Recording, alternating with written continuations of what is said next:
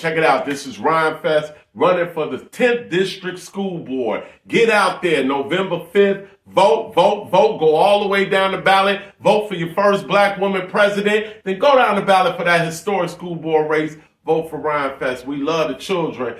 Also, check out the new album on Golden State Entertainment, James and Nikki. It's a legendary conversation in contemporary form from our prophet, James Baldwin and Nikki Giovanni on the Megaphone with my man, Russell Norman.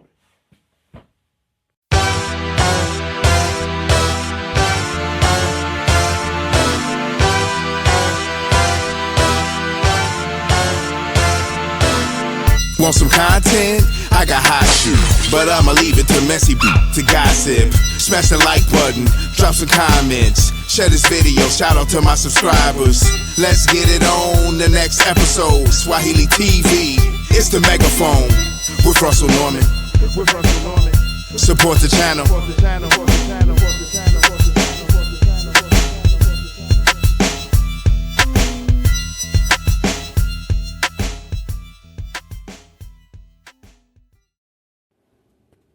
Please continue. Yeah, I was just saying, man, I've been through so much in the music industry that I was able to break free and just do music for my own therapy and not for what anybody thought. One of the things that one of my greatest mentors is DJ Jazzy Jeff, and he took me on 7 world tours over the course of my life. And one of the things, Jazzy Jeff is a guru. Yes, and sir. one of the things DJ Jazzy Jeff said was, I'm going to teach you how to do hip-hop over 35. And it's a whole different experience when you do it over 35. You done burnt all the bridges. You done spent all the money. And you still here and doing it. And one day we was in Japan. And we were traveling different time zones. Like, we'll be in Japan, Australia, Latvia.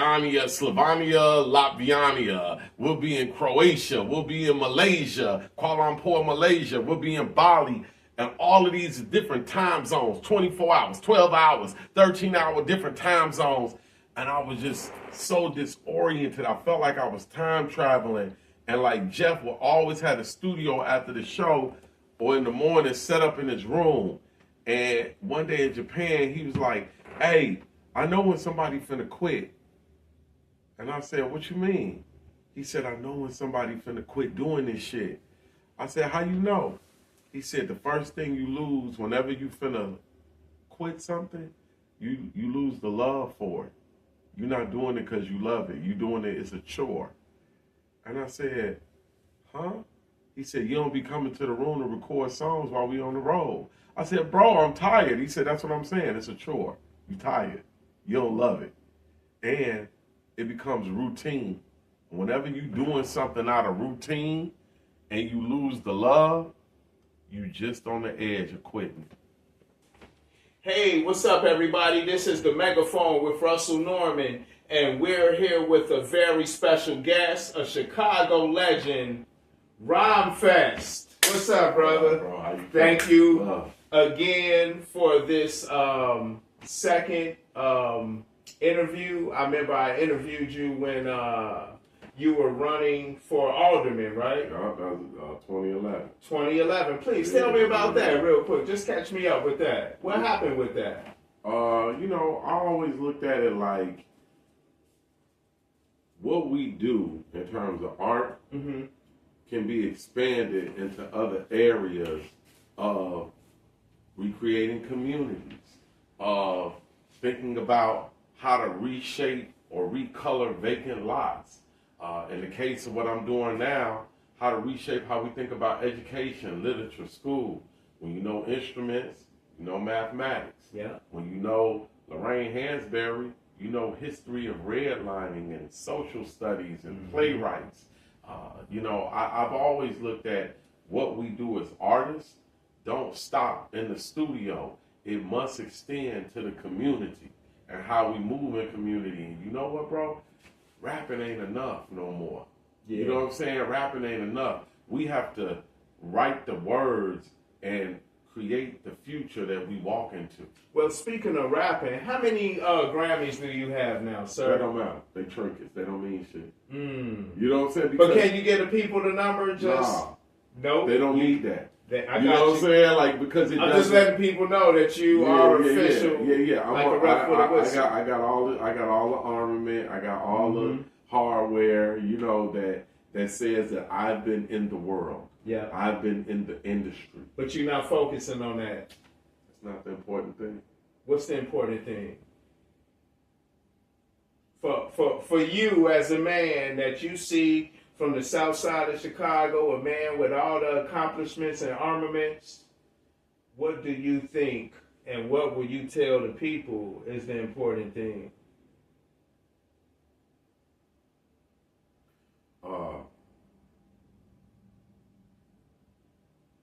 The only power that we truly have is the power to empower others.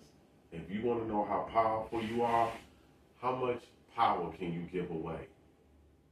Because when you raise a child and you see that child go off and get a scholarship and do all of this stuff, and that child came from your power, you really powerful. When you can give somebody something that really don't take much from you, but means everything to them, bro, that's like real transfer of power.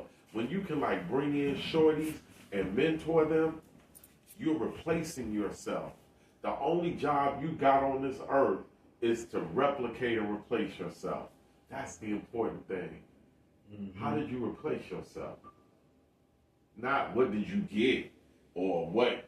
Ain't nobody gonna remember. I got 2 dope old schools. I got a dope motorcycle. I love riding Gold Wings. When I die, ain't nobody gonna remember them cars or that motorcycle.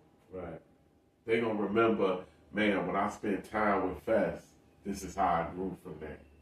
That's the important thing. What are you giving?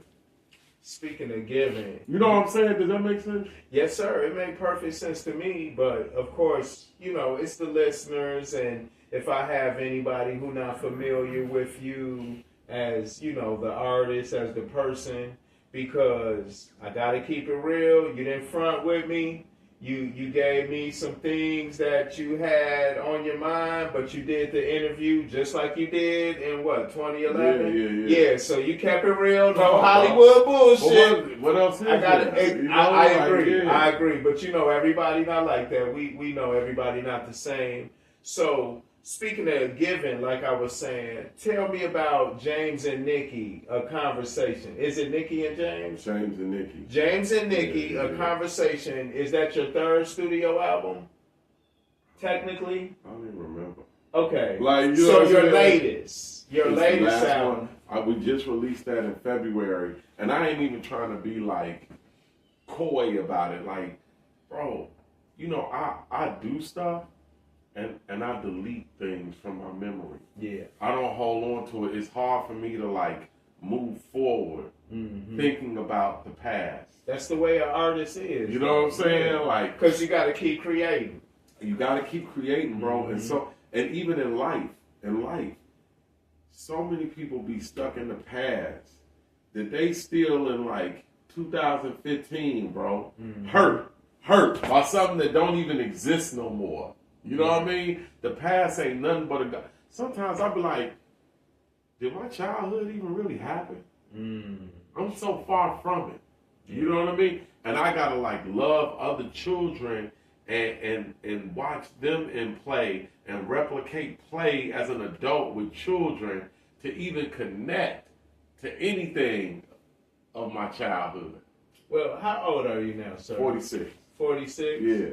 Okay. Yeah. And in these 46 years in Chicago, as an MC, as a rapper who's a pioneer of the culture, what's your current take on hip-hop today?